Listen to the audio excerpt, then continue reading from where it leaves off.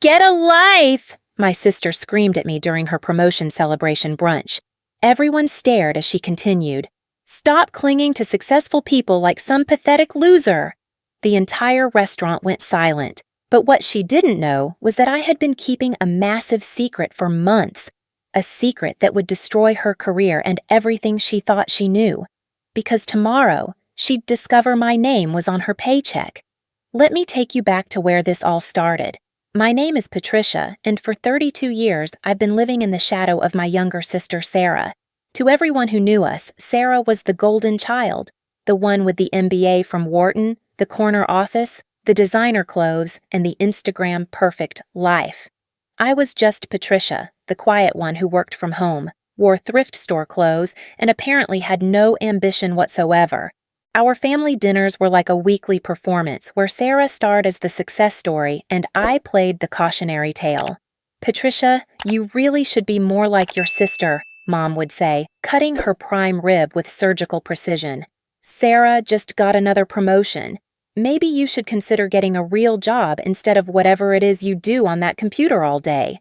Dad would nod along, his chest puffed with pride whenever Sarah talked about her latest achievement. My daughter, the marketing director. He'd tell anyone who'd listen. When people asked about me, the conversation quickly shifted to Sarah's accomplishments, as if I were some sort of family embarrassment they preferred not to discuss. The thing is, I did have a real job, a very real job actually. But I'd learned early on that sharing my successes only seemed to make Sarah more determined to outshine me. So I kept quiet, let her have the spotlight, and told myself it was easier this way.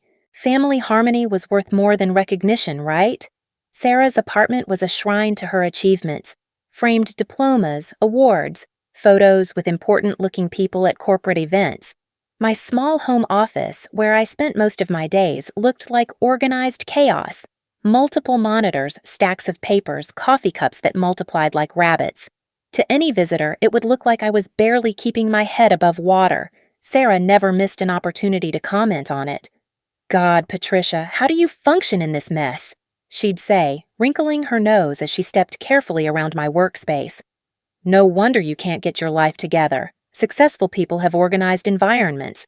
Maybe I should help you find a nice entry-level position at my company. Something in customer service, perhaps? The microaggressions were constant, delivered with a smile that made them seem almost caring. I'm just worried about you, she'd say after suggesting I needed a real career or pointing out that I was still single while she was dating a lawyer. I want you to be happy, and you can't be happy living like this. But I was happy. Quietly, privately happy in ways Sarah couldn't understand. My computer work was actually running a digital marketing consultancy that I'd built from scratch. What started as freelance writing had evolved into a full-service agency with 12 employees and clients across 3 countries. I just preferred to work behind the scenes, letting my clients take the credit while I focused on building something sustainable. The irony wasn't lost on me that my expertise was in making other people look successful while remaining invisible myself. I was the ghostwriter behind viral campaigns, the strategist behind million-dollar launches, the consultant who fixed failing marketing departments. But to my family, I was just Patricia who played on the computer. Sarah's latest promotion came with all the fanfare she lived for. She'd been named Senior Marketing Director at Hartley & Associates, a mid-sized firm that specialized in corporate consulting. The announcement came during one of our monthly family dinners, delivered with the dramatic flair Sarah had perfected over the years. I have some incredible news, she announced, setting down her wine glass and ensuring all eyes were on her. I've been promoted to Senior Marketing Director. It comes with a 30% salary increase, a company car, and my own assistant. The table erupted in congratulations. Mom actually started crying with pride. Dad immediately called Uncle Jim to share the news. Sarah basked in the attention, detailing every aspect of her new role, the size of her team, the prestige of her new title. And the best part, she continued, glancing at me with that familiar mixture of pity and superiority, is that I'll finally be in a position to really help people advance their careers, people who maybe haven't found their path yet. The look she gave me made it clear who she was talking about. I smiled and offered my congratulations, but inside, something was shifting. A tiny crack was forming in the careful facade I'd maintained for years, because while Sarah was celebrating her promotion at Hartley and Associates, she had no idea that 6 months earlier, my company had quietly acquired their marketing division as part of a larger corporate restructuring deal. The acquisition had been handled through intermediaries and shell companies, standard practice for the kind of strategic consulting work my firm specialized in. Hartley's executives knew they were being absorbed into a larger operation, but the day-to-day employees were told simply that new management would be taking over gradually. Sarah's promotion was real, but what she didn't know was that her new position reported up through a chain of command that ultimately led to me. I'd been watching the integration from a distance, letting my operations manager handle the day-to-day details. Sarah's name had crossed my desk several times: performance reviews, budget approvals, strategic planning documents. I'd seen her work, knew her strengths and weaknesses as an employee, understood exactly where she fit in the larger organizational structure. But I'd never said anything to her about it. Partly, I was protecting her pride. Sarah's entire identity was built around being the successful one, the achiever, the family star. Learning that her lesser sister was actually her boss would shatter that carefully constructed image. But if I'm being honest, part of me enjoyed the secret. For once, I knew something she didn't. For once, I had the power in our relationship even if she was completely unaware of it. The family dinner celebration continued long into the evening. Sarah held court, describing her new office, her expanding responsibilities, her plans for revolutionizing the marketing department. She was so animated, so alive when she was the center of attention. It was both endearing and exhausting to watch. "You should come visit my new office," she told me as we were saying our goodbyes. "Maybe seeing a real corporate environment would inspire you to aim higher. I could even put in a good word with HR if you wanted to apply for something entry-level." I thanked her for the offer, knowing I'd already been in her building numerous times for client meetings. In fact, I'd been in the executive conference room on the 15th floor just the week before, reviewing quarterly reports with the senior leadership team. But Sarah didn't need to know that. Not yet. The months that followed Sarah's promotion were a masterclass in escalating arrogance. Success had always gone to Sarah's head, but this new position seemed to amplify every one of her worst traits. The microaggressions became more frequent, more pointed, more public. At my cousin's wedding, Sarah cornered me during the cocktail hour.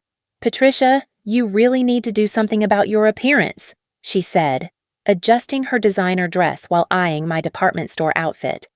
"First impressions matter so much in the professional world. I could take you shopping sometime, show you how successful women dress." When our high school friend Emma got engaged, Sarah made sure to mention at the celebration dinner that she was worried about Patricia's future prospects. She said it with genuine concern in her voice, as if my single status at 32 was some sort of personal failing that reflected poorly on the entire family. "I just think Patricia needs to put herself out there more," Sarah explained to Emma and her fiancé. "She's so isolated, working from home all the time. It's not healthy. Successful people build networks, attend events, make connections. Patricia, when was the last time you went to a professional networking event?" I could have told her about the industry conferences I spoke at, the client dinners I attended, the professional organizations where I held board positions. Instead, I just smiled and changed the subject. But each comment was like a small cut, and the cuts were starting to add up. The worst part was how the family began to echo Sarah's concerns. Mom started leaving articles about late bloomers on my kitchen counter when she visited. Dad would casually mention job openings he'd heard about, always entry-level positions that paid a fraction of what I was actually earning. They meant well, but their good intentions were based on a completely false understanding of my life. Sarah's new role came with increased visibility in the local business community. She joined the Chamber of Commerce, started attending charity galas, got her photo in the Business Journal's 40 Under 40 feature. Each new accolade was shared extensively on social media and discussed at length during family gatherings. "Sarah's really making a name for herself," Dad would say proudly. She's representing our family well in the business community. The implication was clear. I wasn't representing the family at all. I was the daughter they didn't mention in Christmas cards, the one they hoped would eventually find herself and become someone worth bragging about. Meanwhile, my own business was thriving in ways that would have shocked them. We'd just landed a contract with a Fortune 500 company. Our revenue had increased by 40% year over year, and I'd been invited to speak at the National Marketing Association's annual conference. But none of that mattered to my family because none of them knew about it. The cognitive dissonance was becoming harder to manage. During the day, I was making decisions that affected hundreds of employees and millions of dollars in revenue. CEOs sought my advice. Industry publications quoted my insights, and competitors tried to poach my key personnel. But at family dinners, I was still the charity case who needed Sarah's guidance to find her way in the world. The breaking point came during what was supposed to be a celebration of Sarah's 6-month milestone in her new role. She'd chosen an upscale brunch spot downtown, invited the whole family, and spent the week building anticipation for her special announcement about her latest achievement. I arrived at the restaurant to find Sarah already holding court at a large table near the window. She was perfectly put together as always. Designer blazer, statement jewelry, that confident smile that commanded attention. Mom and Dad flanked her on either side, beaming with pride. My aunt and uncle were there too, along with my cousin Mark and his wife. "Patricia," Sarah called out as I approached the table. "I was just telling everyone about my latest promotion. They've created a new position for me, Regional Marketing Strategy Director. I'll be overseeing marketing operations for 3 states now. More congratulations, more praise, more detailed descriptions of Sarah's expanding empire." I listened politely, smiled at the appropriate moments, and tried to ignore the familiar knot forming in my stomach. Sarah was in her element, basking in the attention and admiration that fueled her very existence. But something was different today. There was an edge to her confidence, a sharpness to her comments that felt more aggressive than usual. Maybe it was the mimosas, or maybe she was just feeling particularly secure in her position. But Sarah seemed determined to make sure everyone understood exactly where I stood in the family hierarchy. "You know," she said, turning to address the entire table while looking directly at me, "I've been thinking about Patricia's situation a lot lately. I'm really concerned about her lack of direction." The table went quiet. This wasn't the usual subtle dig or gentle suggestion. This felt different, more deliberate. "I mean, she's 32 years old and still doesn't have a real career," Sarah continued, her voice carrying just enough concern to mask the cruelty. "She sits at home all day, doing whatever it is she does on that computer. It's not sustainable, and honestly, it's not healthy." I felt every eye at the table shift to me. Mom and Dad looked uncomfortable but didn't intervene. They'd let Sarah take the lead on helping me for so long that they didn't know how to stop her now. "Sarah, maybe we could talk about this privately," I said quietly, hoping to diffuse the situation before it escalated further. But Sarah was just getting started. The success had gone to her head, and she seemed to view this family gathering as her own personal stage for demonstrating her superiority. "No, Patricia, this needs to be said. We're all family here, and family should be honest with each other." She leaned forward, her voice taking on the tone she probably used with underperforming employees. "You can't keep living in this fantasy world where whatever you're doing counts as a real job. You need to face reality, get professional help if necessary, and start building an actual career." The restaurant buzzed with conversation around us, but our table had fallen into an uncomfortable silence. I could feel the other diners glancing over, drawn by the tension in Sarah's voice. "I've actually been thinking," Sarah continued, clearly enjoying her role as the family truth-teller. "Maybe I could help you get an interview at my company. Something entry-level, obviously, but it would be a start. You could learn how real businesses operate, see what professional success actually looks like." She was offering me a job at my own company. The irony was so absurd it was almost funny. Almost. "That's very generous of you," I managed to say, my voice steady despite the rage building inside me. "It's what family does," Sarah replied with a magnanimous smile. "We help each other grow. And, Patricia, you really need to grow. You need to stop clinging to successful people and start building something for yourself. Clinging to successful people. The phrase hit me like a slap. After years of subtle digs and gentle corrections, Sarah had finally said what she really thought of me. In her mind, I was a pathetic hanger-on who lived vicariously through other people's achievements because I was incapable of creating any of my own. The worst part was that everyone at the table seemed to be nodding along. They all saw me the same way Sarah did, as the family failure who needed intervention, guidance, and possibly professional help to become a functioning adult. That's when something inside me snapped, not into pieces, but into place. Like a puzzle finally completing itself, I suddenly saw the entire situation with crystal clarity. For years, I'd been protecting Sarah's ego at the expense of my own dignity. I'd been enabling a family dynamic that cast me as the perpetual underachiever while she got to play the role of the successful savior. But I wasn't the underachiever. I wasn't the failure. I wasn't the one who needed saving. I was the one signing her paychecks. The realization hit me with such force that I actually laughed. A short, sharp sound that cut through Sarah's ongoing monologue about personal responsibility and professional development. "Did I say something funny?" Sarah asked, her perfect eyebrows drawing together in confusion. "No," I said, still smiling. "I was just thinking about something work-related." "Work-related?" Sarah's voice carried a note of skepticism. "Patricia, what exactly do you do all day? And please don't say consulting or digital marketing or some other vague term that doesn't actually mean anything." The entire table was staring at me now, waiting for my response. For the first time in years, I had everyone's complete attention. But instead of the usual anxiety that came with being the center of focus, I felt oddly calm. "You're right, Sarah," I said quietly. "I should be more specific about my work." And in that moment, surrounded by my family at an upscale brunch restaurant, watching my sister bask in her latest promotion, I made a decision that would change everything between us forever. Tomorrow, Sarah would go to work at Hartley & Associates, settle into her corner office, and start her day by checking her email.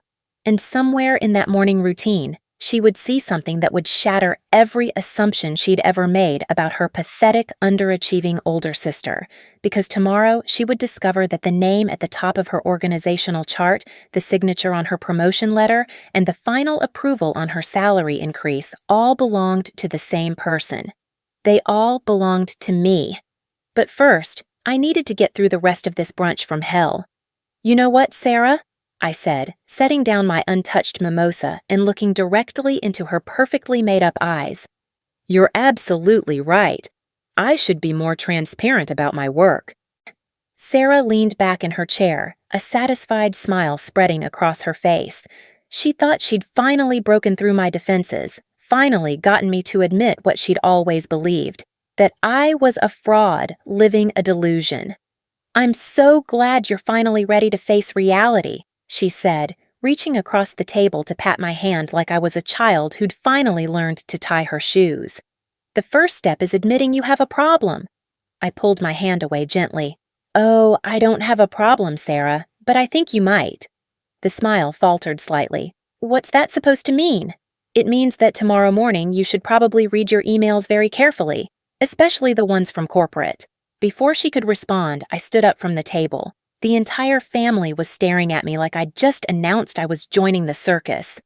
"Patricia, where are you going?" Mom asked, her voice tinged with embarrassment. "Sarah was trying to help you." "I know, Mom. And I appreciate everyone's concern for my future, but I think you'll find that my future is already quite secure." I grabbed my purse and looked around the table one last time. These people had spent years treating me like their family charity case, their cautionary tale, their reminder of what happens when you don't apply yourself. Tomorrow, they would learn just how wrong they'd been. "Enjoy the rest of your celebration, Sarah. You've earned it." I walked out of that restaurant feeling lighter than I had in years. Not because I was planning some elaborate revenge. I wasn't. I was simply done pretending to be less than I was to protect someone else's feelings. If Sarah wanted to discover the truth about my life, she could do it the same way she did everything else, by accident and with maximum drama.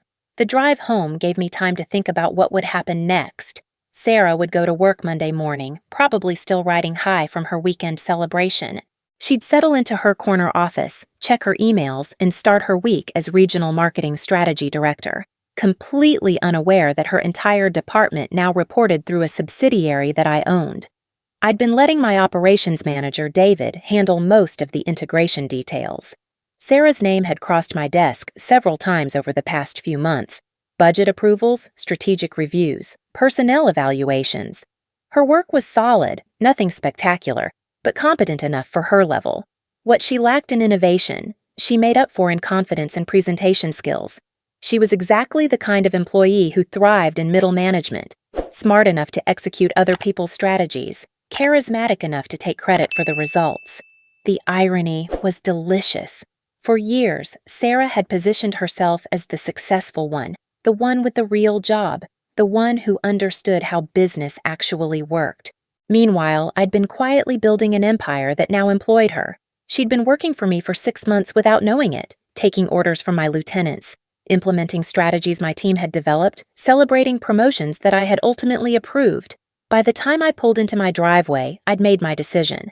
I wasn't going to orchestrate some dramatic confrontation or public humiliation. I was simply going to stop hiding. If Sarah discovered the truth through normal business channels, so be it. If she figured out that her mysterious new corporate overlords were actually her supposedly unsuccessful sister, that was her journey to take. Monday morning came with the kind of crisp autumn air that makes everything feel possible. I had an early call with a potential client in London, followed by a strategy session with my senior team. We were reviewing the quarterly performance reports for all our subsidiary operations, including the Hartley & Associates acquisition. "The marketing integration is going well," David reported, scrolling through his tablet.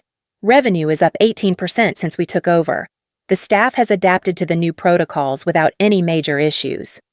"Any personnel concerns?" I asked, reviewing the department breakdown on my screen. "Nothing significant. There's one manager, Sarah Thompson, who's been pushing for more autonomy, but that's fairly typical during transitions. She seems to think she should have more input on strategic direction." I almost smiled. Of course, Sarah was pushing for more autonomy. She'd always believed she was destined for bigger things than whatever role she currently held. "How's her performance overall?" "Solid, good execution, decent team management skills. She's not particularly innovative, but she follows direction well and maintains good client relationships. The promotion we approved seems to have motivated her considerably." We moved on to other business, but I couldn't stop thinking about Sarah sitting in her office at that very moment, probably planning her next career move, completely unaware that her biggest career obstacle wasn't lack of opportunity. It was lack of recognition of who actually controlled her opportunities. The call I'd been waiting for came Tuesday afternoon. "Patricia, it's David. I think we might have a situation with the Hartley integration." "What kind of situation?" "Sarah Thompson just submitted a formal request to meet with senior leadership about strategic vision alignment. She's claiming that the marketing department isn't being utilized to its full potential and that she has ideas for improving performance." I leaned back in my chair, staring out at the city skyline. "And what exactly does she want to discuss?" "She's specifically requesting a meeting with the executive team to present what she calls innovative marketing strategies that could revolutionize our client approach. She seems to think the current leadership doesn't understand the marketing department's capabilities." Of course she did. Sarah had always believed that any organization would be improved by giving her more power and responsibility. The fact that her current organization was actually performing quite well under my leadership wouldn't factor into her assessment. "What did you tell her?" "I told her I'd discuss it with the appropriate parties and get back to her. But Patricia, I think she's starting to ask questions about the corporate structure. She's been trying to figure out who actually owns the company, who's making the strategic decisions. It's only a matter of time before she connects the dots. Then maybe it's time she learned the truth." There was a pause on the other end of the line. "Are you sure about that? It could create some complications." "David, my sister has spent the last 15 years treating me like a professional failure who needs her guidance to function in the adult world." Yesterday, she suggested I might need professional help to develop basic career skills. I think I can handle whatever complications arise from her learning that I'm actually her boss. Your call. How do you want to handle the meeting request? I thought about it for a moment. Sarah wanted to meet with senior leadership to share her revolutionary ideas for improving the marketing department. It seemed only appropriate that she get exactly what she asked for. Schedule the meeting for Friday afternoon. Conference room B, the one with the glass walls overlooking the main floor. And David, make sure she gets the updated organizational chart before the meeting. I want her to have time to review the corporate structure thoroughly. The complete organizational chart, including ownership details? Especially the ownership details. Wednesday and Thursday passed quietly. I went about my normal routine: client calls, strategy sessions, team meetings. I spoke at a Chamber of Commerce luncheon about digital marketing trends, had dinner with a potential business partner, reviewed proposals for expanding our West Coast operations. The regular activities of someone who'd built a successful company from scratch. I found myself wondering what Sarah was doing during those same days. Was she preparing her presentation, researching our company structure, discovering the paper trail that would lead her to the truth? Or was she still operating under the assumption that she was dealing with some faceless corporate entity that would be impressed by her regional marketing experience? Friday afternoon arrived with the kind of anticipation usually reserved for opening nights or championship games. I arrived at the Hartley building an hour before the scheduled meeting, taking the executive elevator to the 15th floor. I'd been in this building dozens of times since the acquisition, but always for behind-the-scenes meetings with senior staff. Today would be different. Conference room B had floor-to-ceiling windows that looked out over the main office floor. From inside the room, you could see the entire marketing department, the cubicles, the corner offices, the break room where employees gathered for impromptu meetings. It was like having a bird's-eye view of Sarah's professional world. David was already there when I arrived, along with Jennifer Kim, our head of strategic operations, and Marcus Rodriguez, our chief financial officer. The updated organizational chart was displayed on the conference room's large monitor, showing the complete ownership structure from parent company down to individual departments. "She should be here any minute," David said, checking his watch. Her assistant confirmed the appointment this morning. "How much does she know?" "Hard to say. She definitely received the organizational chart, but I don't know if she's actually looked at it. Her assistant mentioned that she's been working on a presentation all week." I positioned myself at the head of the conference table, facing the door.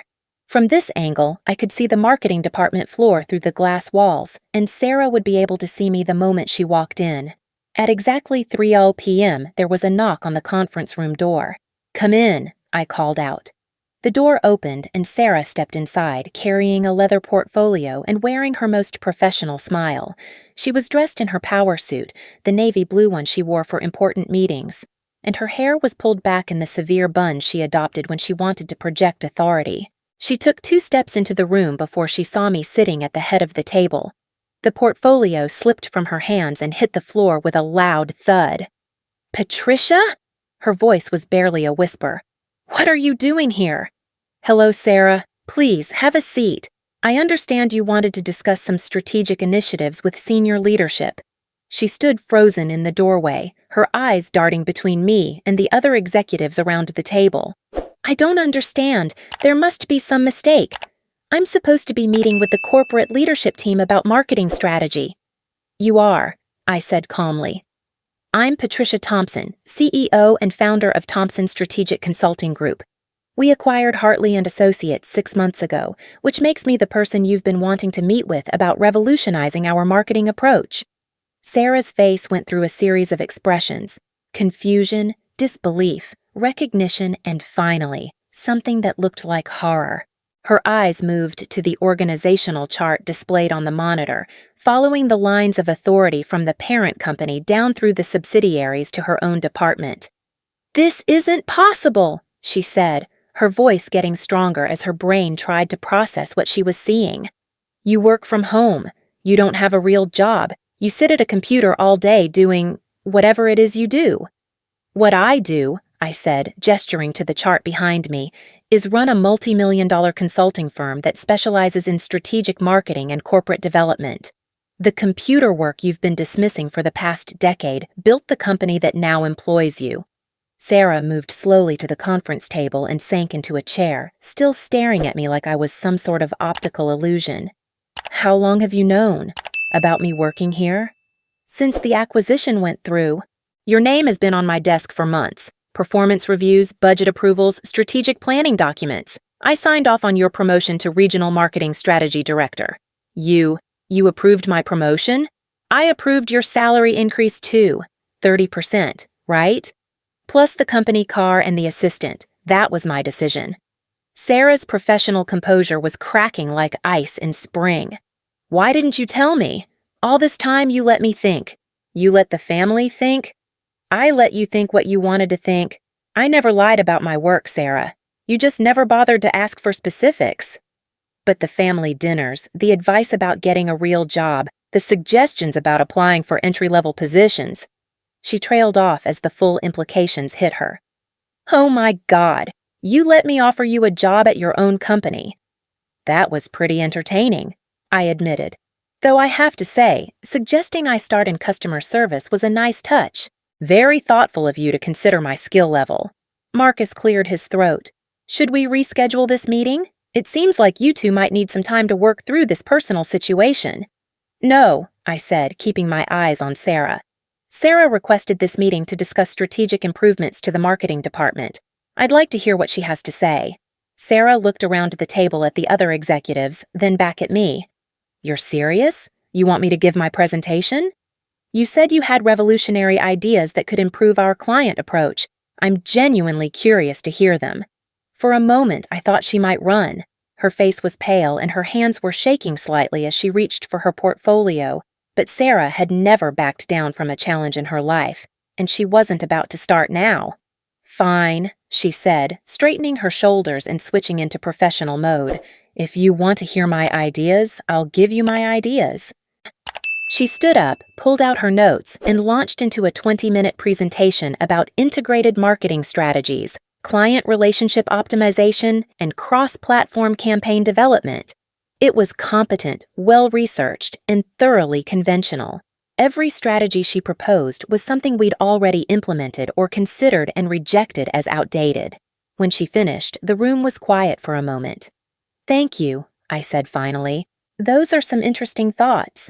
However, most of what you've suggested is already part of our current strategic framework, the integrated campaigns you mentioned. We've been running those for 2 years. The client relationship protocols, they're in the employee handbook you received when you were promoted. Sarah's face flushed red. Then why did you let me go through with this? Why didn't you stop me? Because you asked for this meeting. You said the marketing department wasn't being utilized to its full potential, that the current leadership didn't understand your capabilities.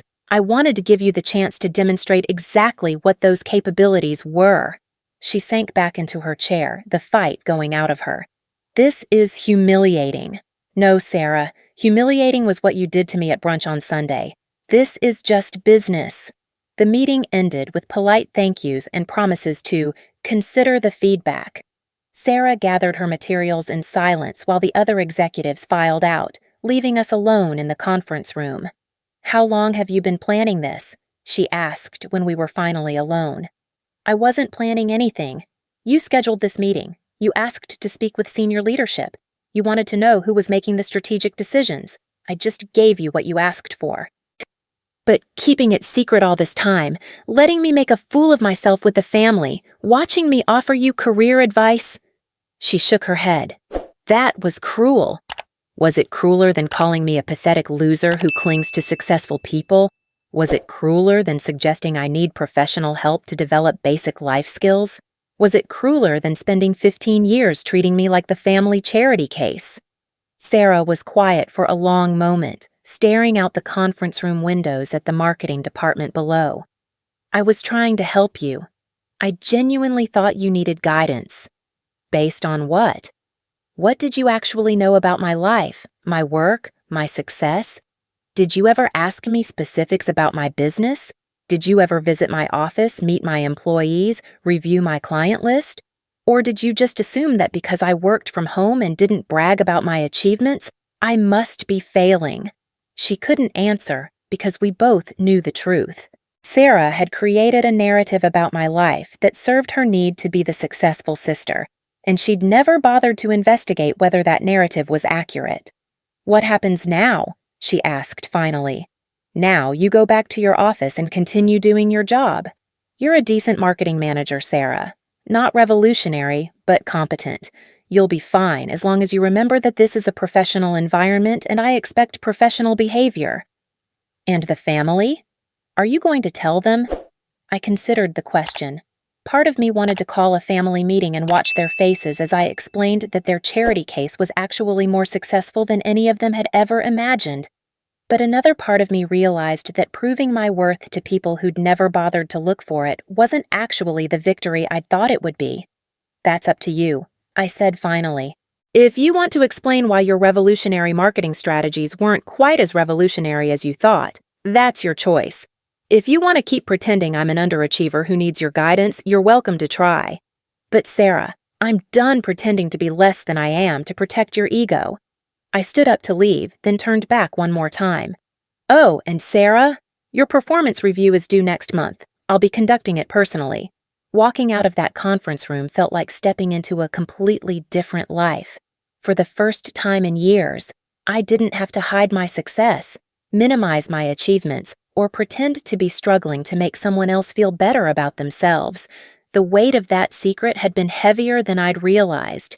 The elevator ride down to the parking garage gave me time to think about what would happen next. Sarah would have to decide whether to tell our family the truth or continue living with the knowledge that everything she'd believed about our relative success was backwards. Either way, the family dynamics that had defined us for decades were about to change dramatically. My phone buzzed with a text message as I reached my car. It was from Sarah. "I'm sorry, I never knew. Can we talk?"